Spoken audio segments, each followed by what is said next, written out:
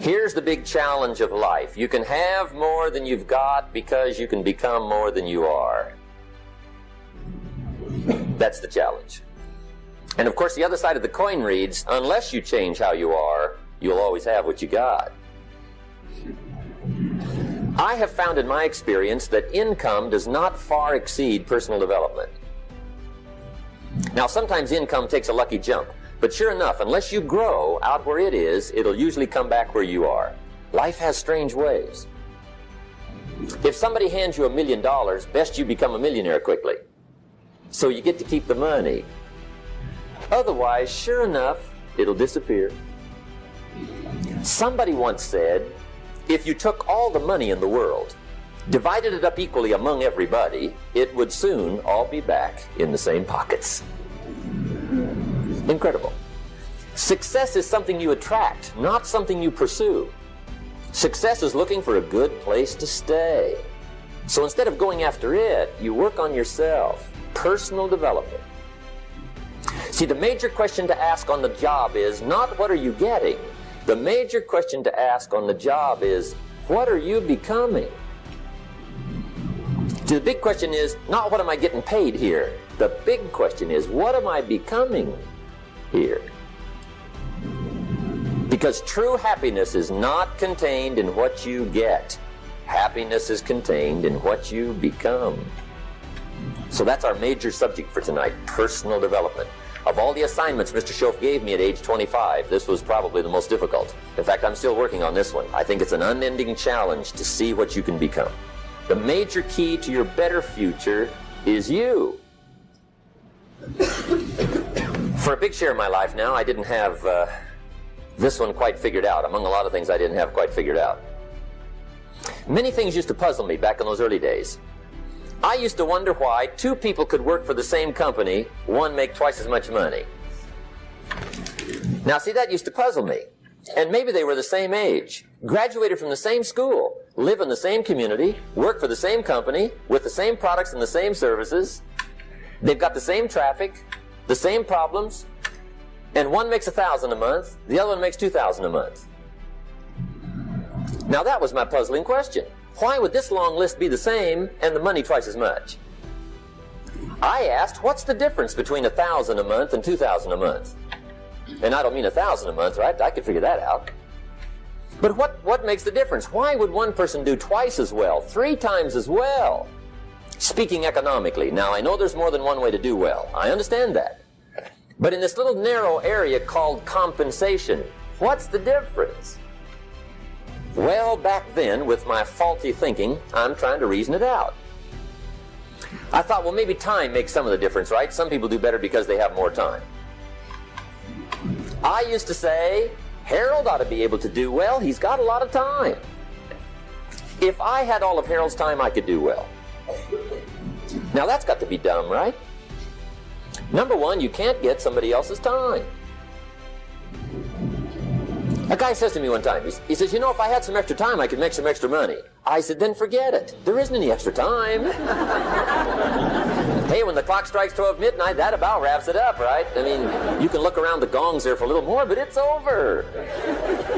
You say to the guy, what are you doing? He says, I'm looking for extra time. See, they'll come and take you away, right? There isn't any more time. Now, if you can't get more time, which you can't, what could you get more of that would make a difference in economic results? And here's the key word. Make it a part of your notes. We're going to consider it tonight. The word is value. And I have a little phrase for your notes. Value makes the difference in results. Value makes the difference. You can't get more time, but you can create more value. Now, here's the first lesson of economics. Everybody should learn it from the time they're old enough to understand what a dollar means, how to earn one, how to get one, how to keep one, what to do with it. First lesson of economics. We primarily get paid for value. That's lesson 1. Bringing value to the marketplace, that's how you get paid. You don't get paid for the time. I know it takes time to bring value to the marketplace, but you get paid for the value, not the time. Now, since that's true, here's one of the key questions of the evening. Is it possible to become twice as valuable at the marketplace and make twice as much money in the same time? Could you become 3 times as valuable? Make 3 times as much money in the same time? Is that possible? The answer is yes, if. And it's always if, right? Life is known as the big if. Harry Truman once said, life is iffy. How true. And here's the big if we're going to consider it tonight. It's possible to do much better at the marketplace if you go to work primarily on yourself. And that's the theme of our seminar tonight. Learning to work primarily on yourself. People have asked me for the last 24 years, how do you develop an above average income? And the answer is, become an above average person. Develop an above average handshake. Some people want to be successful, they don't even work on their handshake. As easy as that would be to start on. They let it slide, they don't understand. Develop an above average smile. Develop an above average excitement. Develop an above average interest in other people. Develop an above average intensity to win. See, that'll change everything. Probably one of the most frustrating experiences in life is looking for an above average job with above average pay without becoming an above average person. It's called frustration.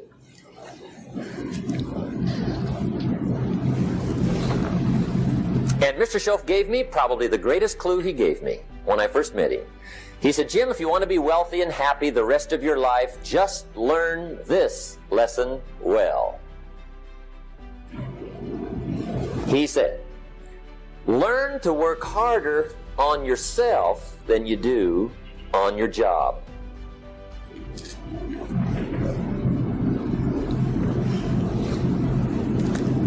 Then Mr. Schoaf gave me probably one of the most important clues among so many things he taught me, but this was in those early days.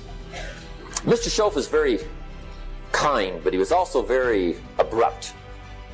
And he had these interesting questions to ask. I'm giving him a little rundown one day on how things hadn't worked out for me. He said, Mr. Rohn, I've got the answer for you if you will listen carefully.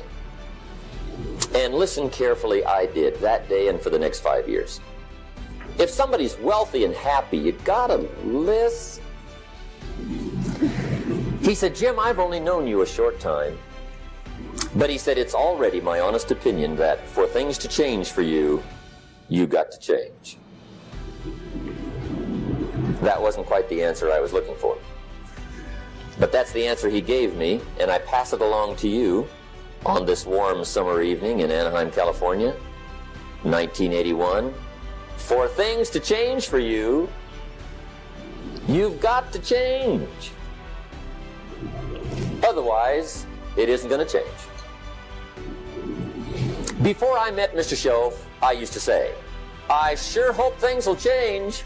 Right? That seemed to be my only hope. If it isn't going to change, I'm in serious trouble.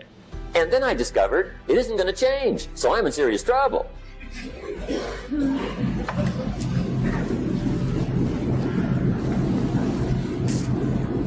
See, I can tell you what the 80s are going to be like. You have dropped into the right place. I did a seminar one time for Standard Oil executives and management in Honolulu. And we're having a conference one day on this big conference table. And one of them said to me, Mr. Rohn, you know some fairly important people halfway around the world. What do you think the 80s are going to be like? I said, gentlemen, I do know the right people. I can tell you. So they all listened very carefully. And I said, gentlemen, based on my wide experience, I can really honestly say to you, in my opinion, in the 80s, it's going to be about like it's always been. Aren't you glad you came? That's inside. I don't pass that around just everywhere. Now, of course, I said that to make a point, but I also said it because it's accurate. It's going to be about like it's always been. It isn't going to change. The tide comes in and then what? It goes out. For 6,500 years that we know of, recorded history, and probably long before that. So it is not going to change. It gets light and then what? It turns dark. 6,500 years. See, it's not likely to change. And we're not to be startled by that.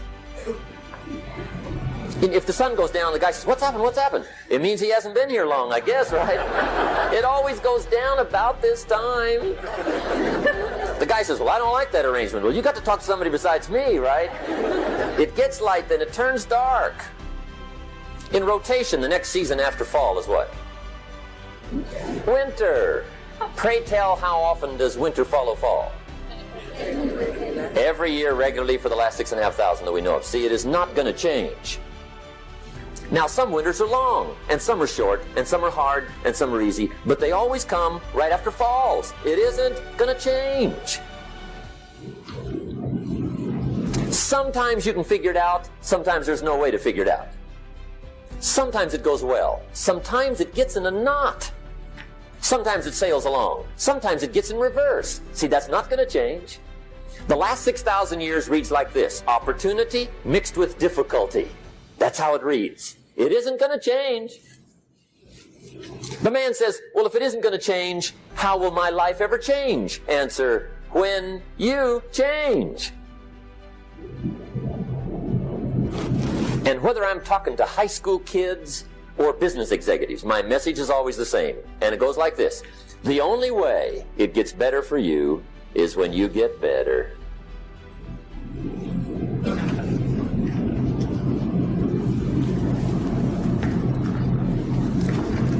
Let me give you the 4 major lessons in life to learn. Here's 4 majors. It's good to study the majors. In our weekend seminar we teach, some people don't do well because they major in minor things. You've got to be on the lookout. At the end of every week, end of every month, you've got to check, make sure you're not spending major time on minor things. Hey, we go through that whole series. Majors and minors.